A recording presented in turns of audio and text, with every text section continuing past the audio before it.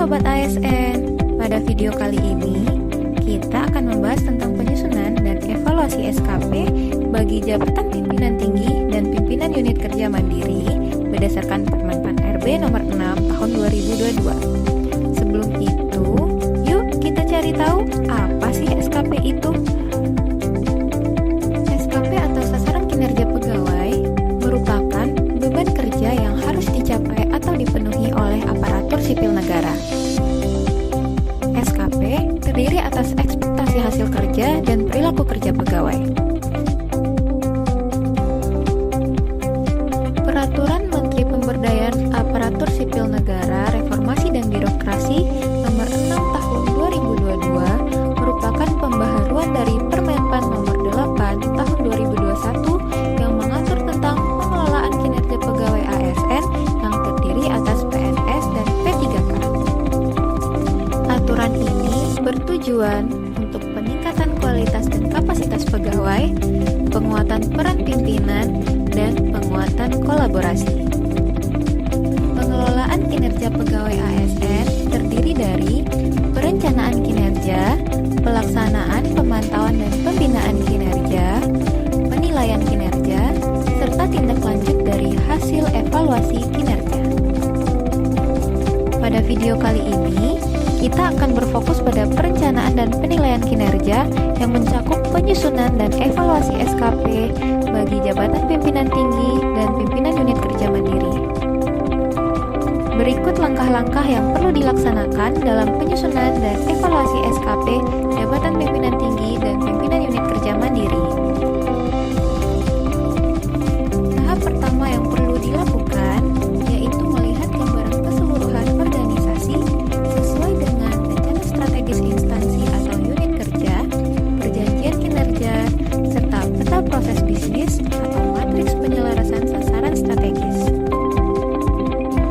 Tahap kedua, menetapkan klarifikasi ekspektasi, hasil kerja dan perilaku kerja jabatan pimpinan tinggi atau pimpinan unit kerja mandiri yang dituangkan dalam format SKP. Hasil kerja terdiri atas hasil kerja utama dan hasil kerja tambahan. Hasil kerja utama adalah hasil kerja yang mencerminkan tingkat prioritas tinggi, sedangkan hasil kerja tambahan mencerminkan tingkat prioritas rendah.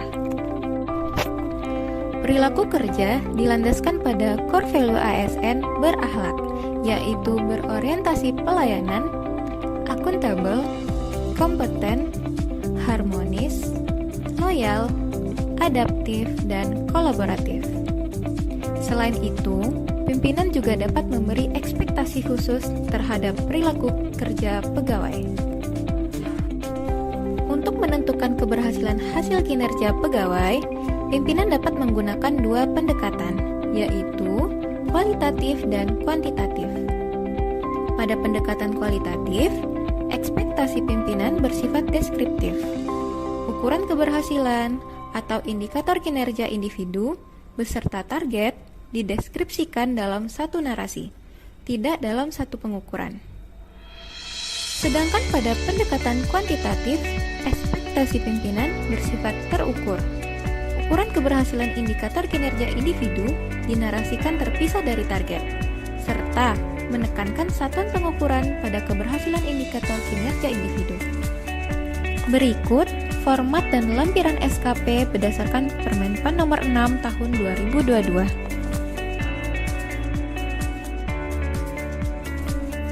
Hal-hal yang harus diperhatikan dalam menetapkan dan mengklarifikasi hasil kerja dan perilaku kerja yaitu perencanaan strategis, perjanjian kinerja unit kerja, organisasi dan tata kerja, rencana kinerja pimpinan, kompetensi atau keahlian, dan prioritas pencapaian kinerja. Manual IKU merupakan dokumen penjelasan mengenai indikator kinerja utama yang diperlukan untuk melakukan pengukuran kinerja.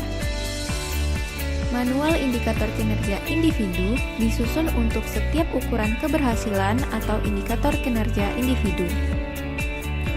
Dalam hal ukuran keberhasilan atau indikator kinerja individu, pada Renstra dan perjanjian kinerja belum dapat dipahami oleh pegawai, maka SKP JPT dan pimpinan unit kerja mandiri wajib dilengkapi dengan manual IKU sebagai bagian dari klarifikasi ekspektasi. Berikut merupakan tahapan pengisian manual IKU. Pertama-tama, lengkapi manual IKU dengan informasi berikut, yaitu nama dan unit instansi dari pemilik IKU, serta periode penilaiannya, rencana hasil kerja, ukuran keberhasilan atau indikator kinerja, serta tujuan dari strategis indikator kinerja utama. Pada kolom deskripsi, kan uraian mengenai indikator kinerja utama yang mencakup definisi, dan formula IKU yang jelas dan selaras dengan wording IKU jika pendekatan hasil kerja menggunakan metode kualitatif. Pada kolom satuan pengukuran, tuliskan unit pengukuran yang digunakan untuk menunjukkan kuantitas indikator kinerja, misalnya persentase, rupiah, US dollar, kali, buah, orang, dan lain-lain. Satuan pengukuran harus selaras dengan wording IKU. Pada kolom kualitas dan tingkat kendali, jenis aspek target diberi tanda X pada salah satu dari 3 kriteria, yaitu outcome, outcome antara, atau outcome kendali rendah. Pada kolom sumber data, tuliskan nama dokumen sebagai sumber data untuk mengisi formula IKU. Pada kolom periode pelaporan, berikan tanda X pada salah satu dari 4 periode pelaporan untuk menunjukkan seberapa sering data aktual IKU perlu dilaporkan pencapaiannya. Setelah memahami apa yang akan dicapai di level instansi dan unit kerja, pejabat pimpinan tinggi dan pimpinan unit kerja mandiri perlu menyusun strategi pencapaian hasil kerja untuk setiap ukuran keberhasilan atau indikator kinerja individu dan target pada SKP. Strategi pencapaian hasil kerja dapat berupa outcome antara, output, dan atau layanan. Dalam menyusun strategi pencapaian hasil kerja, dapat menggunakan metode cascading langsung atau direct cascading, atau cascading tidak langsung atau non-direct cascading. Pada metode cascading langsung, strategi pencapaian hasil kerja yang diperoleh berkontribusi secara langsung terhadap keberhasilan rencana hasil kerja pimpinan, sehingga pencapaian hasil kerja pegawai akan mempresentasikan pencapaian hasil kerja pimpinan. Pada metode ini, terdapat 3 pendekatan untuk menentukan strategi pencapaian hasil kerja. Pendekatan pembagian aspek digunakan jika ukuran keberhasilan atau indikator kinerja individu pimpinan dapat dibagi menjadi beberapa aspek, subaspek, komponen, unsur, kriteria, tahapan kunci dalam menghasilkan produk. Pendekatan pembagian wilayah dimaksudkan untuk membagi ukuran keberhasilan atau indikator kinerja berdasarkan wilayah kerja. Pendekatan pembagian beban target kuantitatif dimaksudkan untuk membagi beban pada ukuran keberhasilan atau indikator kinerja dan target pada unit kerja kepada seluruh pegawai. Pada metode cascading tidak langsung atau non-direct cascading, strategi pencapaian hasil kerja yang diperoleh belum berkontribusi secara langsung terhadap rencana hasil kerja pimpinan. Pada metode ini, terdapat 2 pendekatan yang menentukan strategi pencapaian hasil kerja, yaitu pendekatan layanan yang berfokus pada penerima layanan. Pendekatan ini umumnya digunakan pada unit kerja dengan fungsi supporting bagian-bagian lingkup sekretariat seperti unit SDM, biro umum, pemelihara fasilitas, dan sebagainya. Pendekatan ini juga digunakan untuk memotret hasil kerja pegawai yang tidak tercantum dalam dokumen pelaksana anggaran. Mengingat, umumnya pemberian layanan umum melekat pada tugas dan fungsi dan tidak dianggarkan secara khusus. Pendekatan output antara. Output antara adalah output dari rangkaian pekerjaan yang mendukung output utama. Pendekatan ini tepat digunakan khususnya ketika tidak ada ketentuan peraturan perundang-undangan, SOP, atau panduan lainnya dalam menghasilkan output utama. Pada metode non-direct cascading, pimpinan melakukan identifikasi layanan atau output yang akan dihasilkan menggunakan work block. Berikut tata cara pengisian work block. Pertama-tama, lengkapi work block dengan informasi berikut, yaitu judul inisiatif strategi pencapaian IKU, pemilik strategi, waktu penyelesaian, tujuan, indikator dan target yang diintervensi, pihak yang terlibat, penerima manfaat, dan anggaran. Pada kolom strategi atau key activity, strategi rutin dapat diisi dengan strategi yang bertujuan menguntungkan pihak eksternal, misalnya masyarakat, penerima layanan, atau stakeholder lainnya dari luar organisasi atau instansi pelaksana. Pada kolom keluaran kunci, kolom rutin diisi dengan output yang memuaskan eksternal instansi seperti masyarakat, penerima layanan, dan stakeholder lain, sementara pada kolom transformatif dapat diisi dengan output atau keluaran yang bermanfaat bagi internal instansi. Evaluasi kinerja.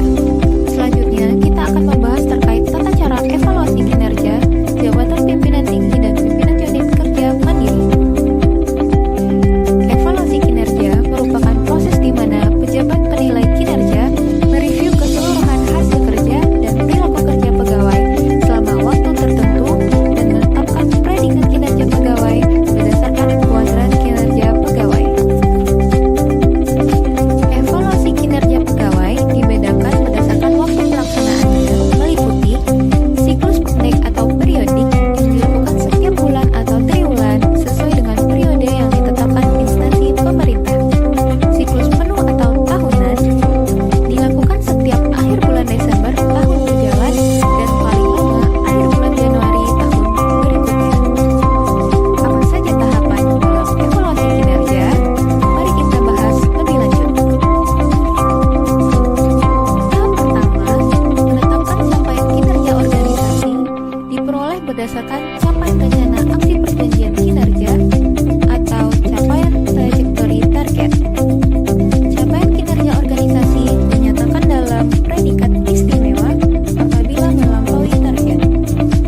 Dinyatakan dalam predikat baik apabila sesuai dengan target.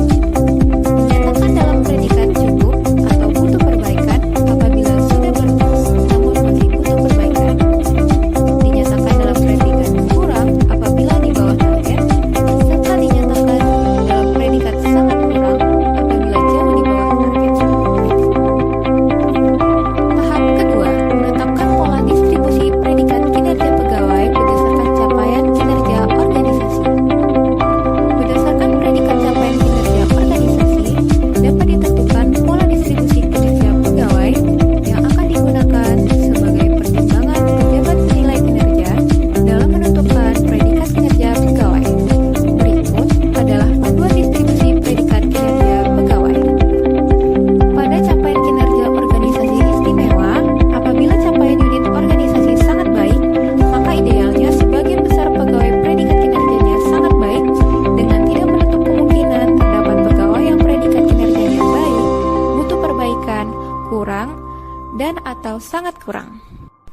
Pada capaian kinerja organisasi baik, sebagian besar dari pegawai predikat kinerjanya baik dan tidak menutup kemungkinan terdapat pegawai yang memiliki predikat kinerja sangat baik, butuh perbaikan, kurang, dan sangat kurang. Pada capaian kinerja organisasi butuh perbaikan, maka idealnya sebagian besar dari pegawai predikat kinerjanya butuh perbaikan dan tidak menutup kemungkinan terdapat pegawai yang predikat kerjanya sangat baik, kurang, dan sangat kurang. Pada capaian kinerja organisasi